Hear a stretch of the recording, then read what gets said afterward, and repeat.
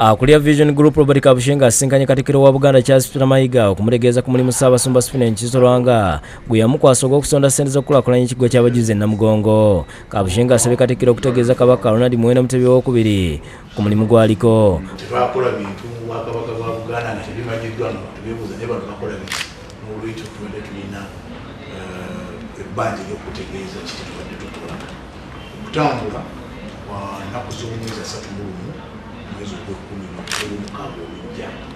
Mayiga asiimye omulimu Kabushenga ne Vision Group by'okukola mu kusomesa eggwanga n'okulaakulanya eddiini. Naye ate ensonga enkulu ennyo Mukama wange tuleese natwagala kusaba nga kati okkirize obe omutambuzi omutuukattako okukulembera eddala okuva ebikololo okutuuka Namugongo. Mayiga asinzidde ku ebyo Kabushenga by'amutegeeza n'amukakasa nti agenda kukulemberamu abantu bonna mu kutambula okuva ku kisaawe Kololo okutuuka ku kigo ky'abajulizi Namugongo nga 3 omwezi guno.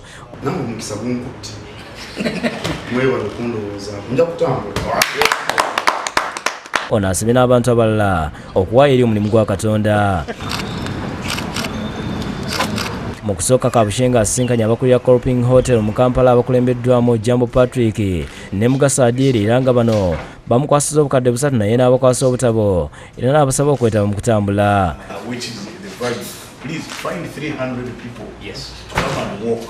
Oluvannyuma yolekedde essomero lya Vienna College Namugongo n'ayaniriza alikulira Muhammad Kakiika era oluvannyuma n'asinkana abayizi.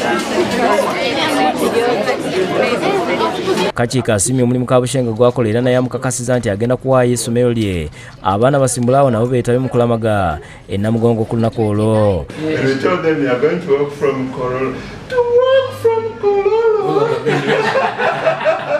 Abayizi bakwasiza Kabushenga box kwe baateeka ekifaananyi kya Paapa mwe badde basondera ssente z'okutambula kwa Paapa.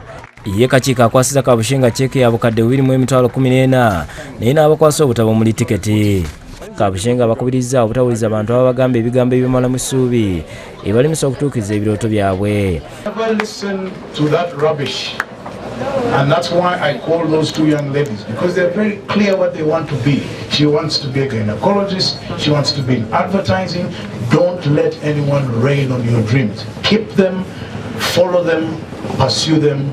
One day you will compare notes with those who've been telling you that you can't do it and laugh at them. Kabushenga atuuseeko ne batunda ebitabo ku Book Point ku Village Mall e Bugolobi era ku dduuka lino Kire Amanya amukwasiza akadde kamu ne Kabushenga n'amukwasa akalabu ka tiketi. Sulaiman Mutebi yakusakidde gwino ku Lwabukedde TV.